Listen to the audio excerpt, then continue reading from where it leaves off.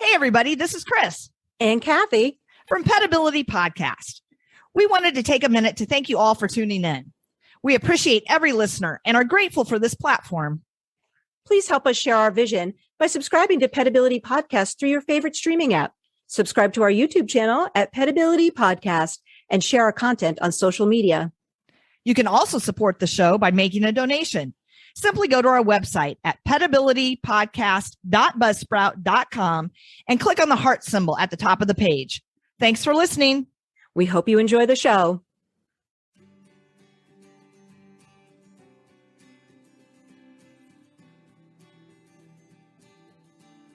Welcome to Petability. I'm your host, Cathy Simons. And I'm your host, Chris Cranston. Our podcast provides interviews and information to help your pets live their best lives. I have an exciting topic for us today, Chris. Yeah. It's something that I'm really excited to talk about today, and that is wheelchairs for dogs. And the reason I'm excited about it is I have a saying that I tell the clients all the time when we're looking at wheelchairs for dogs, is that I'm not going to dwell on your dog's disability. Getting a wheelchair is going to enable their ability. So in other words, I'm going to work with what your dog has. And so I'd like to really talk about types of wheelchairs, why your dog might need a wheelchair, how do you pick out a wheelchair, and dispel those misconceptions about the wheelchair. So what do you think about that? I think that is awesome. The first thing when you said wheelchairs, also a very exciting topic for me, but I have seen the look on clients' eyes when I suggest, maybe they start thinking about a wheelchair. If I just simply, it is scary, it's daunting, but education and information, helps to relieve some of that anxiety, but also just rephrasing to things like mobility carts. Yeah. Or how many clients say, oh, let's get their wheels out, after they've had them for a while. It's their ride. Yeah. So that whole thing from, like you said, disability, wheelchair, this is the beginning of the end, starts to transform to, oh my gosh, now they have freedom, independence, and as you say, they're kicking it in their ride. Right? They got their wheels. You can get them too. You can actually get them in colors, and not only good colors, but you can get flags and bells and lights. Lights. I know. So you're right. I like that you're saying that this isn't the end of a dog's. This isn't the end of a dog's life. This is actually just a new beginning. Your new normal with your dog. Right. And sure, we're going to talk about this, that, having a dog in a wheelchair is certainly a lifestyle, and we'll talk all about that as well. So we'll talk about the pros and the cons there. But the first thing I want to talk about is the fact that when we're thinking about wheelchairs and dogs, I think it's really important to think about the dog as far as their body structure goes. So like your Dachshund versus your Great Dane versus your bulldog, and they all have different body styles, right? And and that's important, because when you're looking for a wheelchair, I want people to remember that one size doesn't fit all, right? Dogs don't simply come in small, medium, and large. Even between corgis, your Pembroke versus your Cardigan are going to be different in their height and their length, and one has a tail and one doesn't have a tail. So it's something to consider. So the first thing I think about is, what's the dog's body style? Absolutely. And given that style, what activities may they be predisposed to in their cart? Are they a scent-oriented dog or a sight-oriented dog, and how much ease of movement is there for that dog in their wheels? Right. And there are several different types of wheelchairs on the market, and so I think it can be difficult to sort of wade through that. You'll probably hear me refer a lot through this podcast about Eddie's Wheels, because Eddie's Wheels for me makes it meets all the criteria that I'm looking for a patient. They're adaptable to the dog's disability. And what that could mean is that, you may have a dog that has a condition like degenerative myelopathy, and maybe they start out with minimal impairment and they just need a little bit of help in that rear end. But as the disease progresses, you might need to change the wheel set on that to give them a little bit more stability in the middle section of their body, and just sort of give them a little bit more support overall. And so those are adaptable to the dog's disability.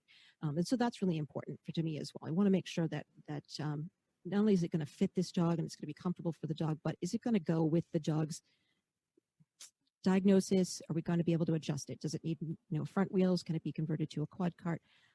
Is it going to meet the needs of the dog with the disability? True. And I think that also we need to think about, I alluded to age earlier. Sometimes it's a trauma. Right. And, they're a 1-year-old dog that's been hit by a car. I have seen, I remember this one Boston Terrier in particular that I went to see in its home, and it was racing around its house. and so, again, it can be kind of a static condition, right? So they fractured their spine. They don't have function in their hind end. And, they need a cart that's very light, a cart that's very maneuverable, Right. can make tight turns. It was using it in its home. I think that given enough space, and if it's a small animal, that's certainly doable. I think larger animals or big dogs, it's hard to maneuver in a cart indoors, but certainly outdoors is the place that they can go on their walks and things again. But to your point, I think that there are long-term conditions, there are progressive conditions, and going the other way around, there are, post-surgical or maybe an illness type of deal going on where they're going to get better. And so they may only need that cart for a short Transition. term. Exactly. Yeah, transition. Exactly. For us as canine rehabilitation practitioners, the cart is a great tool for us. Honestly, I mean, I will use it as a transition for patients who are recovering from surgery, maybe spinal cord surgery, and they're going to recover, but they haven't been able to walk just yet. It allows me to come up with so many more therapy plans for these dogs because I can get them up and get them mobile. And I had a dog in particular, a Great Dane, wonderful, wonderful dog, had a degenerative disc disease, and he was down for a bit, and we got him a cart and we got him up. And the first thing he did when we got him up was take him outside. He walked right over to the bush and he sniffed it and then he peed on it. And the look of satisfaction on his face was like, I got up here, I sniffed this bush and I peed on it. It was, and the owner and I were elated because it's typical normal dog activity. This is what the dog wants to do. He wants to get out and sniff, wants to check out his environment, and then he wants to pee on everything. But just have that moment where he got this piece back in his life was really exciting for me to see, right? That he was able to get this piece so important that he could go out, walk with his owner, sniff, and then ultimately pee on everything. But still very important to him, right? Very important. Exactly. So, sorry, I didn't mean to interrupt, but I often talk to owners about their need to feel normal and just being upright. I mean, if you have a quote down dog, which means that they don't have the ability to get up or stay up for a long period of time on their own feet, this gets them in a quote normal position in terms of, quasi weight bearing. And think about all the advantages just being up provides in terms of circulation, digestion, the breathing, preventing pneumonia, and even the nervous system input, big time. You can get their just statically standing in a car, get their feet down on the ground, and you said allowed you to do so many more things from a rehabilitation perspective. I agree 100%. Right. So I'm I think I mentioned it already that I'm a fan of Eddie's Wheels, but do you want to talk a little bit about the kind of carts that we've come in contact with? I only found 2 that I can really attest to, but they were both really, they were pretty good carts, and they got these dogs doing what we needed to do, as far as getting them back to their mobility or getting them back to their lives, as far as going out for walks and being with the family and stuff like that. So, any thoughts on those carts, Chris? Sure. I mean, I think that the whole cart phenomenon probably started, like in the 80s, 90s, as labors of love, I know in the case of Eddie's Wheels, but reading some of the other sites, it seemed to be similar in terms of what drove them to create these carts. So I think there are 2 other custom carts that are reputable and used around the nation and world, and that's Canine Carts and Doggone Wheels. Mm-hmm. Do you know of any others that... Those are the only 2. The only 2 that I can think of. And these are custom carts. Yeah. So that's one thing that we should touch on too. I think that if it is a long-term problem, investing in a custom cart is absolutely the way to go. You take very specific measurements and ensure that that mobility device is perfect, as good as it can be for your pet, so they are the most comfortable and functional as possible. Yeah, and lightweight as well. A nice lightweight cart that doesn't tax the skeletal system. That's not going to fit heavy on the dog, and that the dog's going to be able to move. If we have a big heavy cart, and you have a dog with a mobility impairment, pulling a 20-pound cart isn't really, going to be that helpful for them. So, and there's so many different styles too, because we're looking at carts, online here as I talk to you, and there's the standard rear wheel cart that we see for dogs, and typically I see those dogs with the standard rear wheel. That's hard to say, actually. Three times fast cart. And I see a fair amount of dogs with rear wheels that have spinal cord injuries below, like the middle of the back down to the end, neurologic injuries, and sometimes I see dogs that have like pretty significant or severe hip dysplasia that need it maybe in their old age for mobility. And so again, I'm going back to Eddie's because I'm looking at their cart, because it's such a nice cart, but they do a nice counterbalance there as well, so it doesn't really sit heavy on the dog. So I like that about the rear wheel, the standard rear wheel.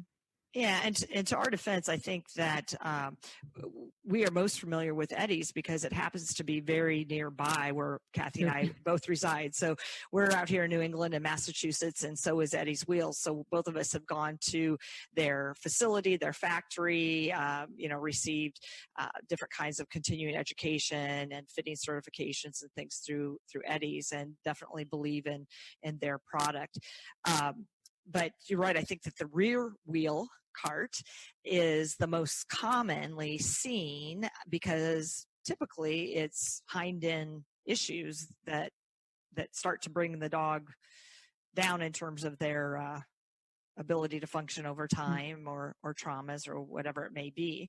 But there are also front wheel carts and quad carts. Yep.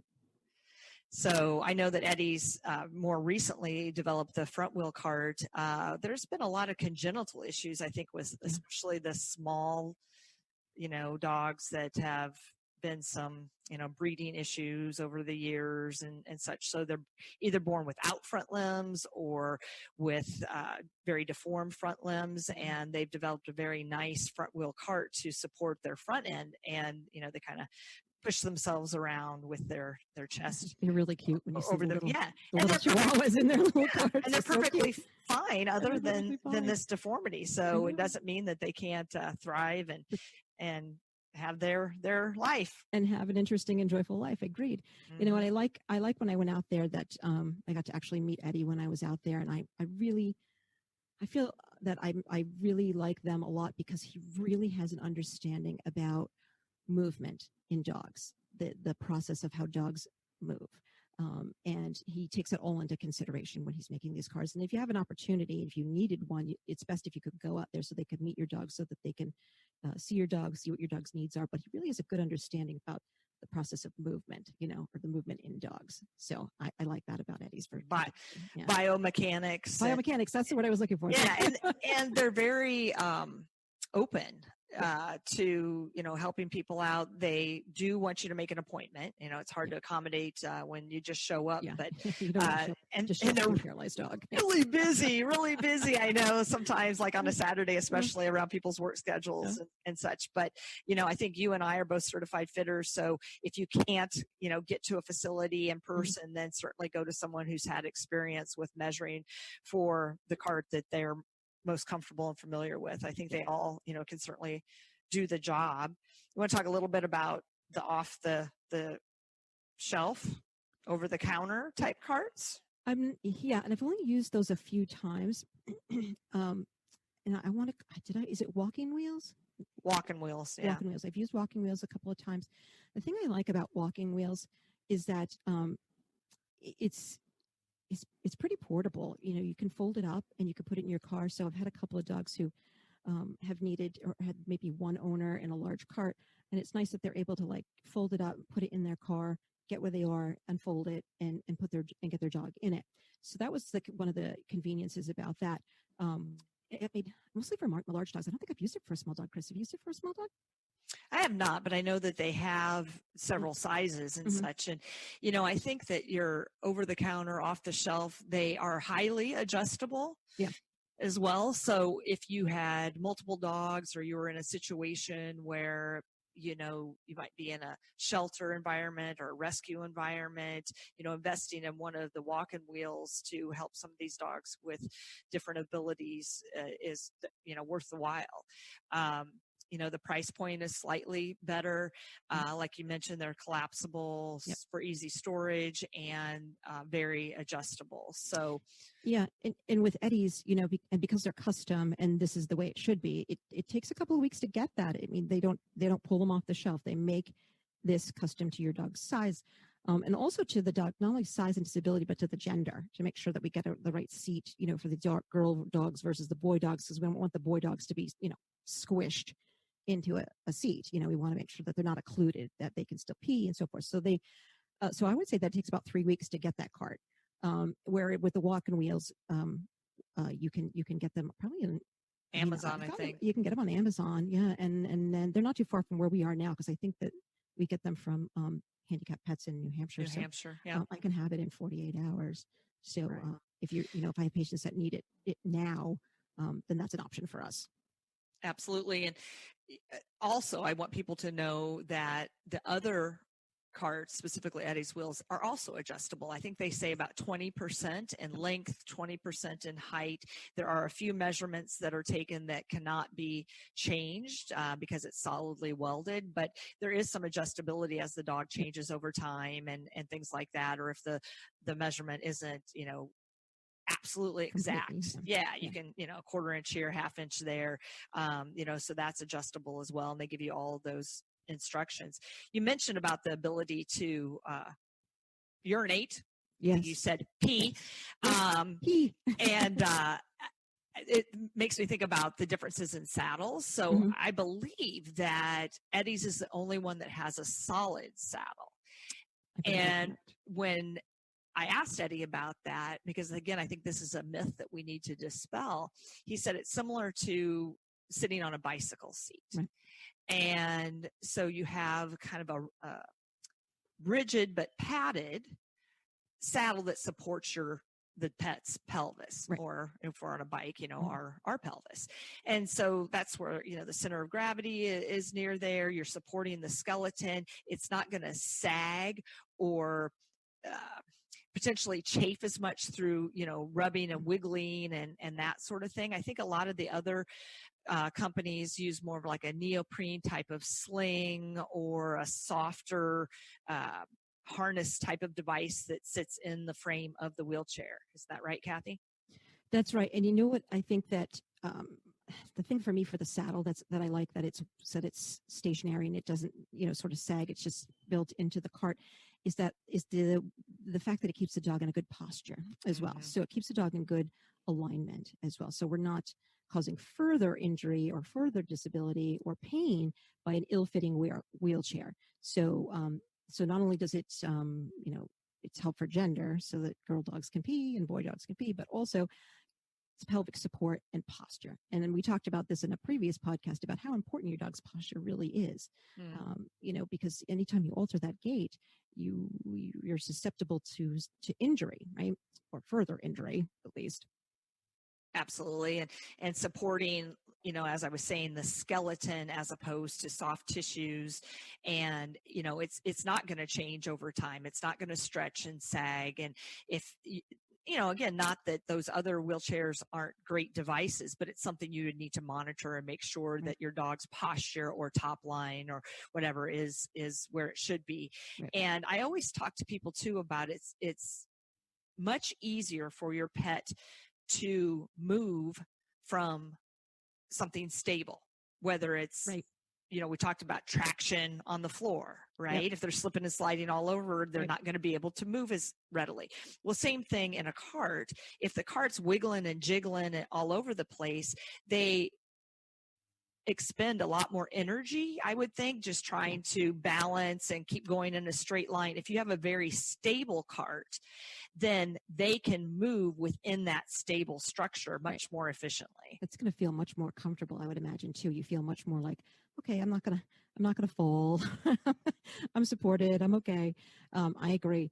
The other thing when we talk about carts is one of the things that owners say to me, one of the first things they say to me is, oh, my dog, she's never going to tolerate that. She's just going to freak her out. She's not going to tolerate it. So I think that it's important to dispel this myth as well, that we can acclimate these dogs to carts. Now I've had, I mean, if I've had, 30 dogs, maybe I've had maybe two that wouldn't take to it. So we have the ability to acclimate to dogs to wheelchairs. And it's about making this association between the two events, right? So if you get your dog in the wheelchair and you start crying and start breaking down and they're upset and you're upset, the dog doesn't even know why we're upset, but it has to do with the wheelchair because that's what happened, right? We made an association between this, crying and being upset and the wheelchair. But if we get in the wheelchair and we just practice with small sessions, making it a positive association every time we get the wheelchair out, you get something special. You get, meatballs, right? So now we've made it a positive association between this wheelchair. And sometimes dogs feel better if they can check things out before you put them in the wheelchair. So sometimes I'll put the wheelchair in the middle of the room and I'll just put a treat around it and I'll say, tell the dog, check it, and let him sniff it, let him check it. And then we move in really slow stages, getting them in there. And oftentimes what happens is I'll get a dog in, the first thing they do is back up, right? And so, but that's not uncommon, actually. They back up and then maybe they go forward first. And so I got to tell the owners, whatever they do in this wheelchair, it's the greatest thing you've ever seen. It's the greatest thing you've ever seen, right? So we do have the ability to change emotional responses. It just has to be done patiently. And I also think that there is a critical time to potentially put a dog in a cart. So you talked about maybe 2 times in your life. I remember one time, some friends of mine actually got a cart for their dog, a boxer who was diagnosed with degenerative myelopathy. We talked earlier about it being a progressive disease. Well, this was very early on. The dog was just diagnosed. It could still move quite well without a cart, but boy, they wanted to get that cart. Yeah. And he rebelled big time because he wasn't ready. Yeah. And a dog will always prefer to move on their own versus being constrained, constricted in a device. And sure enough, maybe it was at least several months, maybe even a year later, that, they kept trying the cart periodically. And then there was a breakthrough where one day he's like, yes, this is actually easier. I need this guy. I want this cart. Now I can go back on these long walks again. Yeah. Exactly. So there may be many reasons why a dog rejects a cart, but the top one I would think of is, they're not ready. It's more maybe burdensome than helpful if they're not ready for the wheelchair, if they have enough mobility. That would be my first thought. And conversely, though, I have had a few, because I would say the owners, again, we are projecting our emotional responses and things on the dog, on what society, our friends, our family may think if we, put our beloved pet in a wheelchair. And so they put it off and they put it off and they put it off. And maybe it just becomes a time where now it's almost a little too late. I don't know if it's ever too late, but again, there's that ideal time where now that pet might need a quad cart, whereas if you'd done it 6 months ago, a 2-wheeled cart would have been sufficient. Yeah. So if they're too tired, they're too broken down in the front end, their arthritis is, and maybe pain syndromes aren't being managed adequately at this point, then it becomes much harder, I think, for them to adapt to that cart. Again, not that it's impossible, but, waited too long. So again, there's a sweet spot. That's all I'm trying to speak to is kind of that sweet spot. Yep, exactly. And I actually am excited about their new design for the quad cart at Eddie's Wheels. They have a really nice one, and I had a patient not that long ago. His name was Tony, and Tony was a super curmudgeon. I will tell you, Tony was the kind of guy who strikes fear in young children's hearts when your ball rolls onto their lawn. Oh, that guy, right? But understandably so. Tony's life was very difficult, and he had a lot of things that were medical treatments that needed to be addressed. And unfortunately, he was abandoned with severe arthritis and disc disease, and he got himself a quad cart. Now, that changed Tony's demeanor, honestly. Now, what I started noticing for Tony was that, once we were getting his pain managed and starting to get him mobile, he was less of a curmudgeon. And every once in a while, he'd break down and get silly, downright silly for Tony, right? But I think he found a new independence. I think that he felt that he had the ability to move, the ability to move without fear, and the ability to move without pain, which made things so much better for him, And the nice part about him with that is that he started out with this quad cart, and because his mobility was so much better, we actually downgraded him to a 2-wheel at some point. Wow. Because he did so well.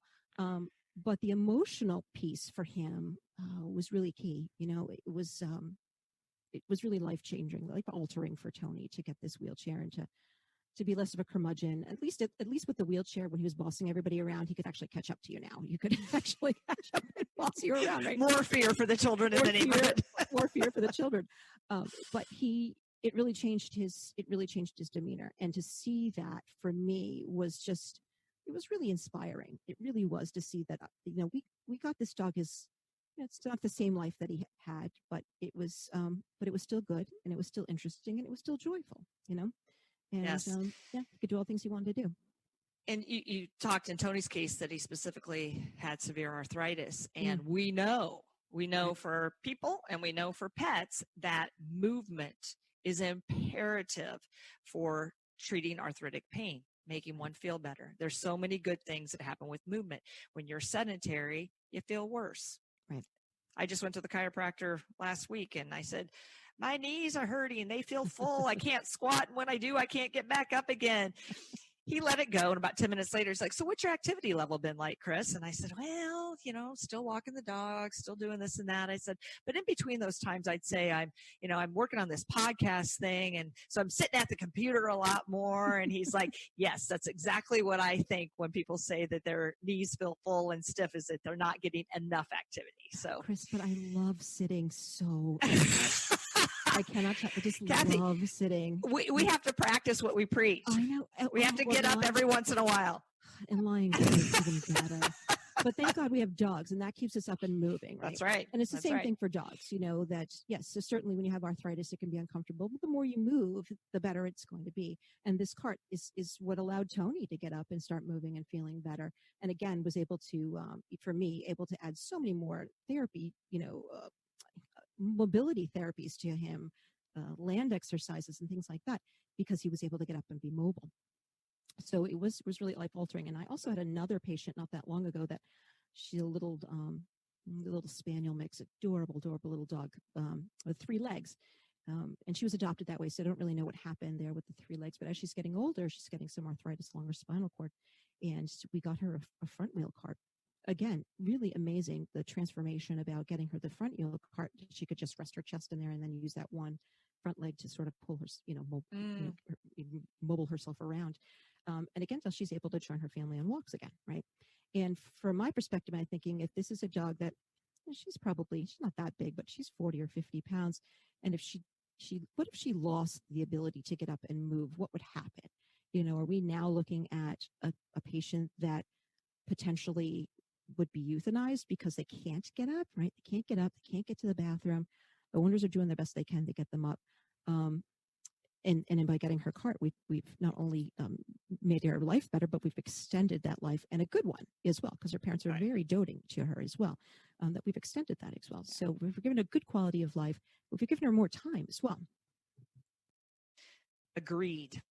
And I remember way back in the day, Cathy. Oh gosh. Okay. I'm gonna have a flashback. Okay. That I walked into the facility where we were both working at the time, and a rabbit was being fitted for a cart. And I kind of came in on the tail end of this, and it was a young female owner who loved this rabbit. Yep. And the rabbit was popped into that cart.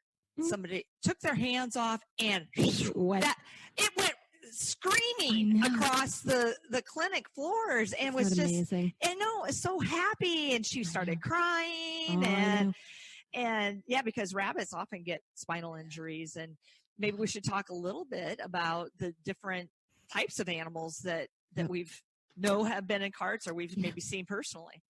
I remember that rabbit very well, actually. And I will tell you, because I told her mom this and she has never forgotten it. I said, your bunny is the most stubborn patient I have ever had the pleasure to work with. But willful, willful. And it was really, I was elated too to see that that we were going to be able to increase the quality of life for this bunny. And so it was really exciting for us as well, even though that bunny gave me the hardest Well, and if I think the oftentimes hardest time, but she was wonderful. when the animal is more willful, Right. then they're motivated to be more independent, right? Exactly. They don't want to be constrained. They don't want us trying to hold them down and doing this and that. This is the type of pet that, it's like, leave me alone and let me live my life. And that's what these carts allow them to do. So Get out of my way. And Right. did you also have a goose that you guys put We've in a cart? we've had several animals that we've used mobility carts for. Some of the ones that are ducks or geese. We even did one for a rooster. We've actually made ourselves.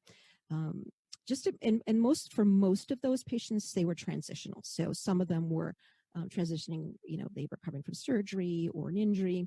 And I'll tell you, Chris, I don't think you know this, but my very first rehab patient was a turkey. My very first I did patient. not know that. Very first patient. Now, this story is amazing. You sit back, everyone.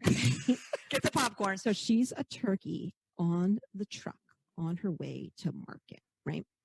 She falls off the truck and she's rescued by vegetarian farmers, right? I mean, you couldn't write the story. You couldn't even write the story. She just hit the lottery, right? And very doting people. They love this turkey. And they brought her back to the farm and they integrated her into their group of turkeys. But she unfortunately fractured her leg. She had a little scuffle with an amorous boy turkey. Yeah. Those damn boys. Yeah. And she fractured her leg. And, when these animals that have two legs, fracture the leg, particularly birds and heavy birds like turkeys, because this turkey was bred to be, big framed because she was on her way to market, unfortunately. But so she's big and she has one leg to stand on, and that is not good. That's not good. She can't get out of her own way. She can't get her food. She can't go to the bathroom. She can't get out of her, if she goes to the bathroom, she can't get out. So that was the first wheelchair we made, was for this turkey, so that we could get her up and standing. And many times you would come to the clinic and find her sitting outside in her little walker with a big pink umbrella over her so she didn't get sunburnt while she was outside. And again, transitional. It was a big piece of a tool for me to get her up and get her walking, and get her life back so that she could go back to the farm and enjoy the rest of her life on a vegetarian farm with, her friends. And she did well, but that was the key piece in her recovery. It was the key piece for her recovery, was being able to get her up and into that wheelchair and mobile. Yes, it was ridiculously silly as well, but it was exciting to see how much of a difference it made for her. I was really excited. Believe in all the years we've known each other that I did not know about this turkey. That's my first road to rehab, people, was that. Well, I remember the goose pretty early on, and I think the goose was overweight. It was a pet goose. Yes. Speedy. And Speedy wasn't so speedy at Speedy this time. Was not that speedy. Yeah, so it was basically down, kind of sedentary, maybe doing some damage to his legs. Yeah. And so again, what I remember about that was, making a little cart and getting Speedy up so that the weight of Speedy's body could be supported by the frame, and then Speedy could paddle around. Yep. With his legs. And so yeah, you've definitely branched out in the typical from the typical cart prescription. But I know that alpacas are commonly put in carts, goats, sheep, pot-bellied pigs. I'm actually fitting a cat for a cart this week. Cats can do very well in these wheelchairs. They can. Again, we just have to make sure that they're properly fitted. It's lightweight and properly fitted. I have a patient that I work with who has a spinal cord injury. He's a cat who has his wheelchair, and he does really well in it. He's the top guy when he's in his wheelchair. You can't stop him. I also did a couple of years ago, did a guinea pig which is presented with its own unique challenges because they're so low to the ground and they, don't really have a whole lot of core strength, I think. But it was a challenge to do. But again, it got him up and got him moving, and we were able to do his rehab because he was up and moving. So let's just make it clear. Some of these more exotic species, so shall we say, this is where you kind of come into the making your own, right? Yeah. I mean, you can't just call up a company. They're more for the typical, although I know Eddie's is willing to work with some of these other animals like alpacas and such. But they've done cats for me and rabbits as well. Oh yeah. Yep. But I do think that if it is a temporary situation, it's not something that you can commonly find. You can go to the internet, you can kind of get ideas using, different, PVC or smaller types of tubing and create something lightweight with little wheels and Velcro and, just see how it goes. So, certainly if you don't have access or cost is a factor, perhaps doing some sort of cart is better than nothing. But if it's going to be long term and you can afford it, and again, I think over the long term, they more than pay for themselves going with either an off the shelf or a custom cart. But just wanted to throw out there that it is possible to make them as well. You can do some DIY stuff, but with some of these other exotic animals, I got to make sure that again that the fit is correct. I always, we're fortunate because I get to consult with our veterinarian and we get to consult with other rehab specialists. So we're very fortunate in that regard for wheelchairs for dogs and cats and bunnies and what have you. I even saw one the other day on the internet, a little turtle that somebody made, a little wheelchair. Oh my gosh! Hey, Chris, are you on Instagram? Are you on him? No, I can see. You're calling me out, Cathy. This podcast is a big deal. If you're on the Instagram, you've got to follow Goats of Anarchy. Okay. And it's a great little sanctuary that takes care of handicapped goats. And a lot of their goats are in wheelchairs. And there you go. They're doing really well. So check out Goats of Anarchy on IG. It's really cool. They do a nice job with them. But even with the goats, I think it's important for us to say that it does take an acclimation period and a build-up time. Back to the old bicycle seat comparison. I remember when in my younger years, I thought I could bicycle across Iowa. It's a big event. It's called RAGBRAI. And I did absolutely zero training. Well, it wasn't my legs that were the issue. It was those private parts, shall we say, that were contacting the bicycle seat. So I think the training would have helped to acclimate and make it feel better. And so, think about that for our pets too. Not only is it, can be physically tiring or challenging because they're moving in a different way, but, where the pressure is and checking those parts in terms of skin breakdown, rubbing, chafing, it should not cause any of that. No.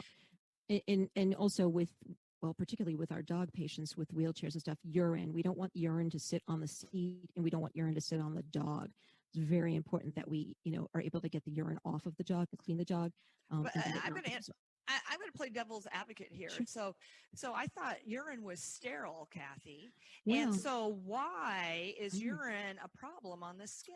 Well, it can burn your skin because of the ammonia. So yes, it can cause urine scalding. And if a patient gets it on them and it sits on them for a period of time, their skin will get red and raw and it becomes painful and it looks just like I said, like a burn, and it becomes really painful. So like severe diaper rash for a baby. Yeah. And it can get really angry down there. So, when we have a wheelchair for a dog or a cat or a bird or rabbits, whatever, we have to make sure that urine doesn't seep into the seat there and sit on the dog. So we have to be able to ensure that we can clean the dog, or that we have a seat that's really easy to clean, like the Eddie's wheels. You can get it out. It's very easy to clean. I wipe it down. And with the dogs, I can use some like waterless shampoo and spray on and then wipe it off. So we'll make sure that does not sit. And fecal matter, we don't want that to sit on the dog or in the seat or get absorbed in the seat either, because the same thing, we can cause a diaper rash, burning, infection, things like that. We don't want that to happen. So ideally, and I know the custom carts definitely emphasize this, the pet should be able to both urinate and defecate cleanly, if you will, sparing the cart and not having any of the fecal matter or urine contact them. So they are designed that way. Yes. Yeah. And that's where it becomes a little tricky when you're making your own about the weight and the points of pressure and things like that. And for like the turkey and so forth, the goose, we didn't, they weren't in these chairs all day. They were in for short periods, periodically throughout the day so that they didn't get those rubbings and the sore. And you're right, you're using those muscles, that turkey, my friend who was recovering from surgery, she hadn't used that leg, in a long time. And now, I can't have her standing outside on her surgery leg for hours at a time either. So, short stints, at least, and for acclimation, short stints. And I think when you get an Eddie's wheels, they actually come with their own. If I could be mistaken here, but I think they come with a thing that the little instructions that tell you how to acclimate. How long to do it for, and so forth initially. But it also depends again on the size of the dog, the condition of the dog, other comorbidities, shall we say, or illnesses or physical problems. I alluded earlier to that little Boston Terrier. That is a dog that I have personally seen. I mean, I've certainly seen dogs online, tearing around, going in, the ocean and hiking in the mountains in carts and all those wonderful, wonderful things. But I was flabbergasted with this little guy. And I think he was basically in his cart. I mean, the owners went to work, but they, when they got home in the evening, they put him in his cart and he ran around in his cart until bedtime. And every time he went out to do his business, he was in his cart. So he had definitely acclimated and could be in it for hours at a time. So I also don't want to mislead and say, well, why am I investing all this time, effort, and money into a cart that they're only going to be in 5 or 10 minutes?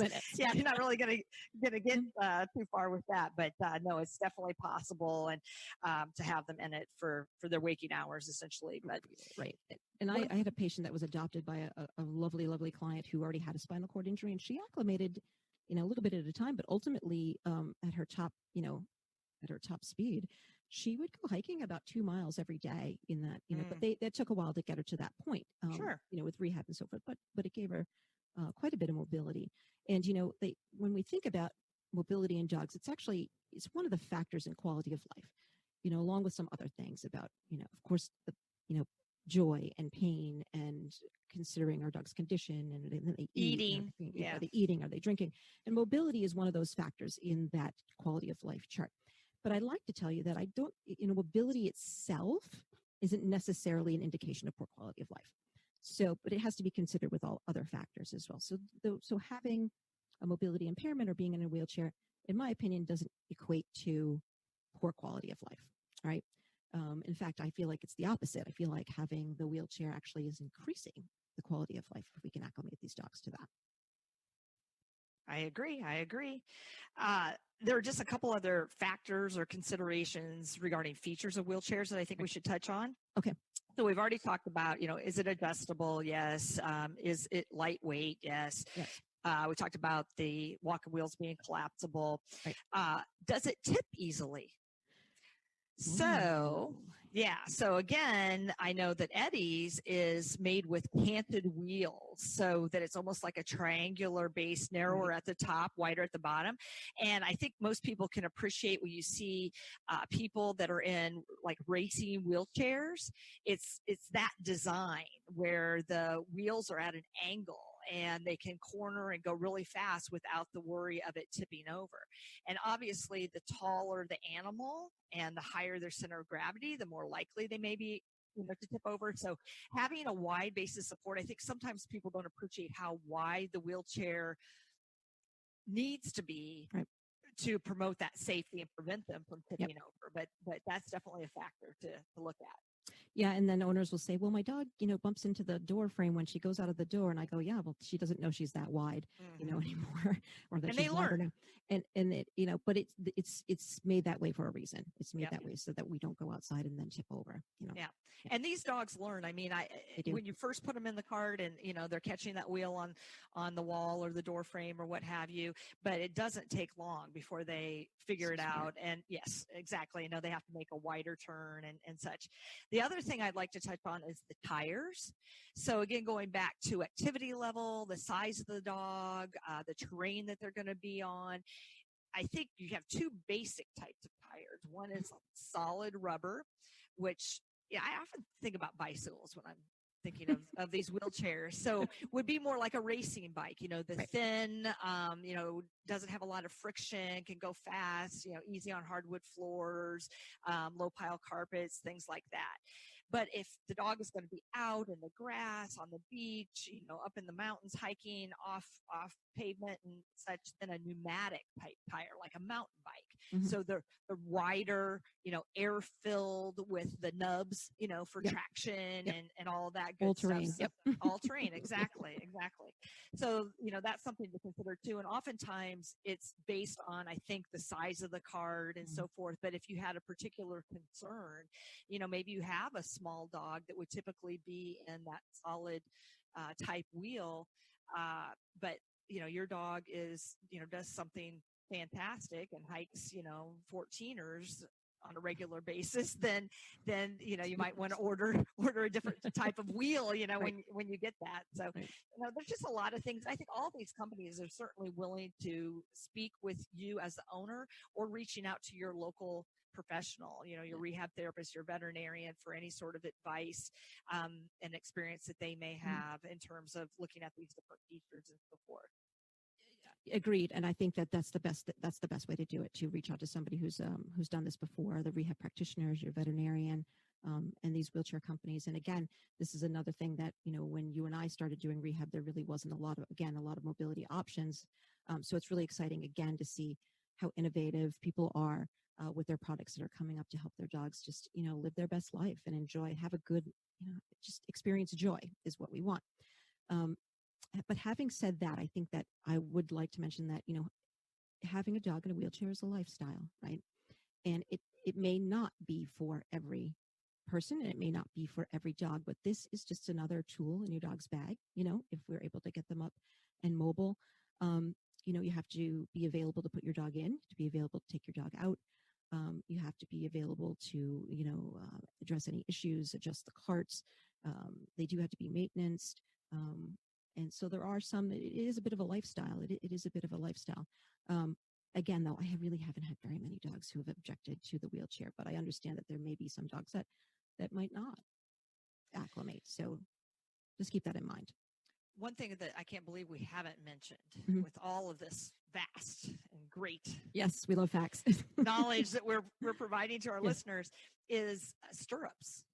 Oh, So yeah. so if your dog's legs are dragging or knuckling, you have to have some way to elevate them. So again, thinking of that traditional rear-wheeled cart, Mhm. Front legs are paddling along, back legs can't keep up, Nope.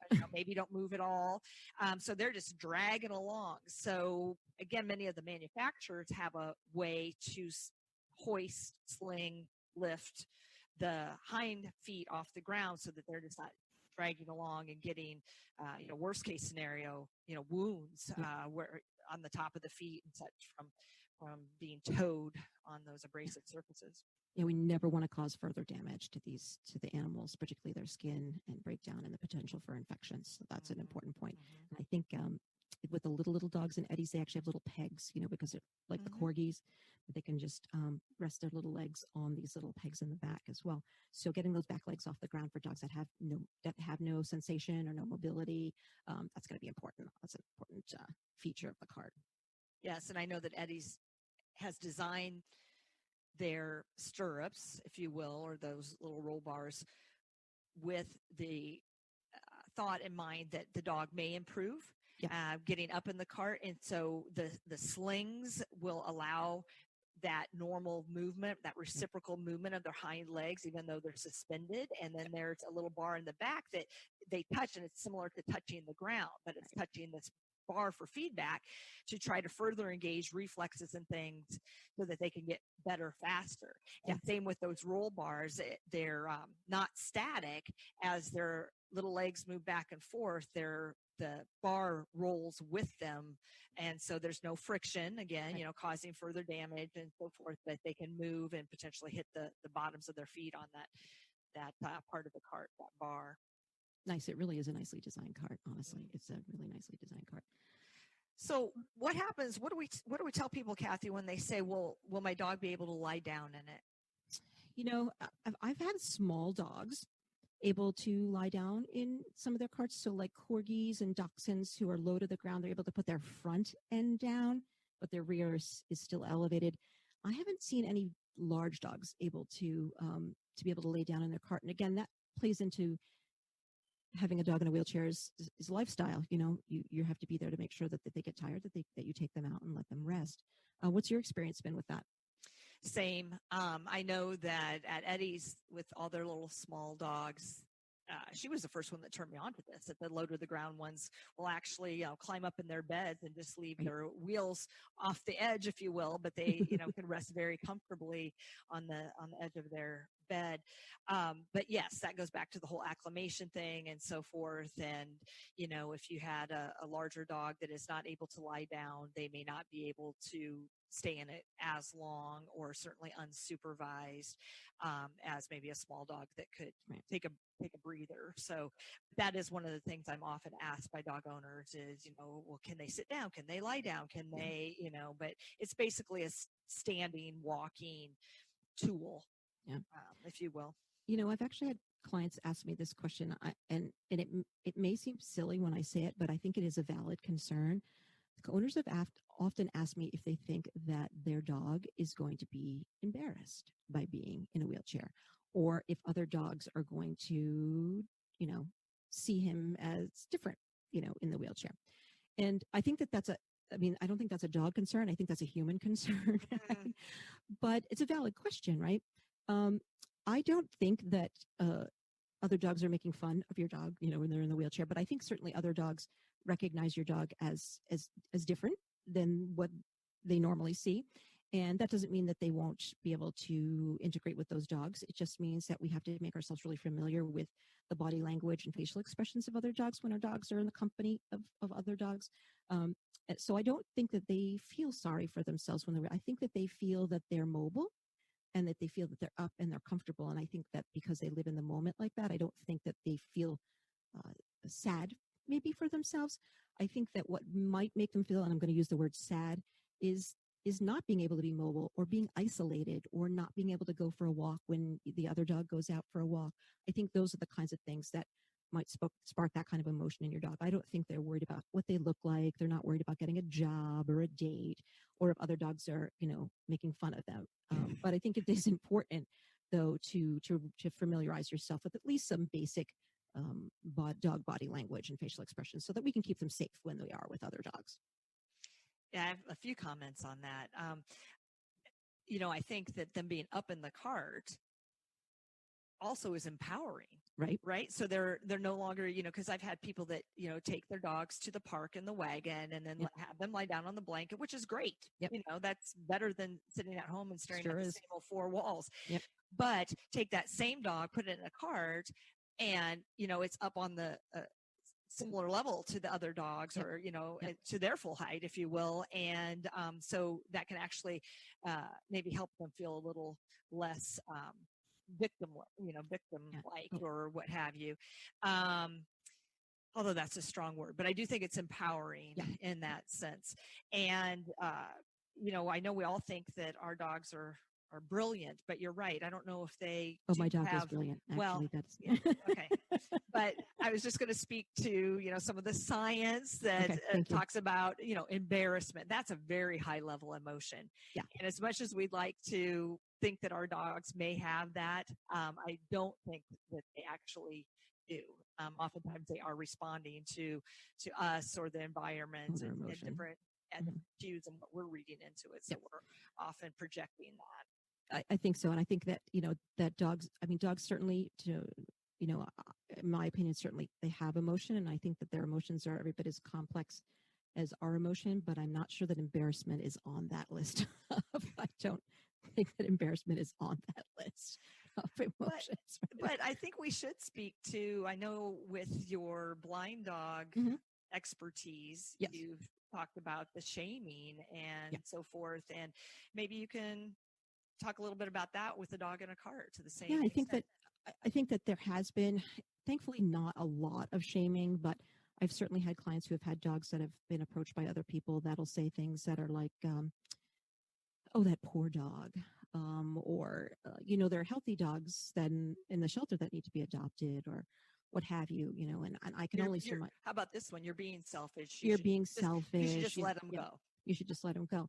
And I can only surmise that they maybe make these comments because they're uneducated about what's going on with the dog, right? So what I tell people is, first of all, you don't have to take unsolicited mean comments. You can just walk away. You don't have to. Absolutely. You don't have to. You don't have to engage. You don't have to engage. You do not have to engage. But for my dog, if somebody says, "Oh, that poor dog," I always say, "Well, if you knew my dog, you would not feel sorry for him. I mean, he has nose work Tuesdays, chiropractic Thursdays, acupuncture Fridays, and then he has Saturday and Sunday where he does his walks in the woods and stuff. So you shouldn't feel sorry for my dog. My dog's got a very high quality of life." And I think if you can explain to some people what your dog's condition is, they may be able to relate to that. So if you can explain that your dog has osteoarthritis, maybe they have osteoarthritis. Or maybe your dog has hip dysplasia and maybe they know someone who has hip dysplasia so they can relate to that. Or maybe you could tell them that their dog's recovering from surgery and one time they were recovering from surgery. So maybe explaining that, if you're not too angry, to educate, may very well, educate someone, and then maybe they could change their thought about that or their thought process about that. And then I get excited about that if people are into listening to what's going on with my dog who's blind, because then I go, maybe I change this person's mind about having a blind dog, and maybe that'll save a blind dog one day. Maybe someone will say, "Hey, I met a woman who has a blind dog and her dog is fine." Right. And so I hope that that's the case with these dogs with the wheelchairs as well, that maybe teaching them something and showing them how well the dog is doing, that they don't need to feel sorry for the dog. Yeah, education and doing it kindly, Yep. so that they will hear you, not getting defensive or Tough. Yeah, it is tough. It is tough. And what's the famous quote on Eddie's website about like, just because grandma's in a wheelchair, you wouldn't put her to sleep or something like that, So, again, equating it to us. Yep. And the times that we may need a wheelchair or an assistive device, whether it's a crutch, it's a walker, a wheelchair. Again, sometimes it's temporary, sometimes it's long-term, but we could not function nearly as well without it. Right. And so, I think that everybody should be able to relate to that on some level. That's true. That's true. Well, I think we've covered everything here, Chris. I don't think there's anything left. Do you have anything left? Well, the only other thing that comes up for me sometimes is somebody will come specifically requesting a wheelchair, but they don't have a harness yet. Oh. And I just want to say that I think that some sort of harness, sling, assistive device precedes a wheelchair, because oftentimes you need that in order to get them in and out of the wheelchair, especially if it's a larger dog. And again, dogs up to 240 pounds can go in carts. It's not a size discrimination kind of thing. But how do you lift them? How do you get them in that cart? So that's one thing, but also talking about, keeping their stamina and their muscles and their joints and all of that in good shape. They're not going to be in the cart, 8, 10, 12 hours a day.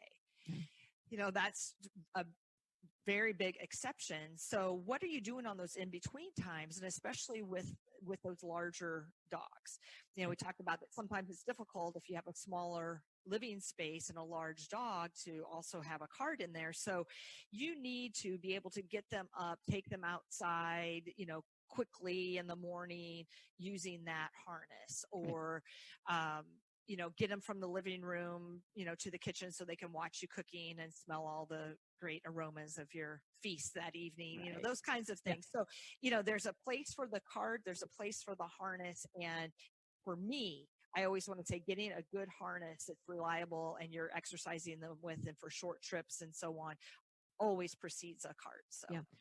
Chris, do we want to end with a little critter tale? Yes. Since we talked so much about wheelchairs today. Yes. Okay. Today's critter tale is the owner who built a wheelchair for his goldfish. No way! No, it was amazing. It's on YouTube. If you could just put in YouTube, owner builds wheelchair to help disabled goldfish. The goldfish had a condition called swim bladder, which often happens to these fish from overeating. So they actually lose their buoyancy And so they'll sometimes they'll float upside down, Oh, or they can't. I know, or they can't quite surface, and sometimes they're struggling to get up to the surface because of that. So this owner made his goldfish a floating wheelchair. And it was the best thing that happened to me that day when I saw it. Honestly, it was brilliantly executed. And the fish seems to be doing well and is integrated in with the other fish. And if you go on that YouTube and look at that, you'll see him eating and swimming and looking like the guy in charge. So kudos to the owner of the gentleman or woman who made the wheelchair for the disabled goldfish. can you say one more time for our listeners what that YouTube is called? It is on. I went to YouTube and I put in "disabled goldfish stays afloat." All And right. when I put that into the search, it came right up. So it fits right in with our show. And kudos to them for loving their fish so much that they I definitely want to see that. You gotta see that. I've not seen it. I definitely want to check that out. Yeah, please do. All right. Thanks, everyone. Thank you for joining us today, Chris. Always great to see you. You as well, Cathy. Thank Bye. you. Bye. Thank you for joining us. We hope you enjoyed our show. Follow us on Facebook or on Instagram at Petability Podcast. For more information about Cathy's books and living with blind dogs, please go to enableyourpet.com. Thank you, and please tune in next time.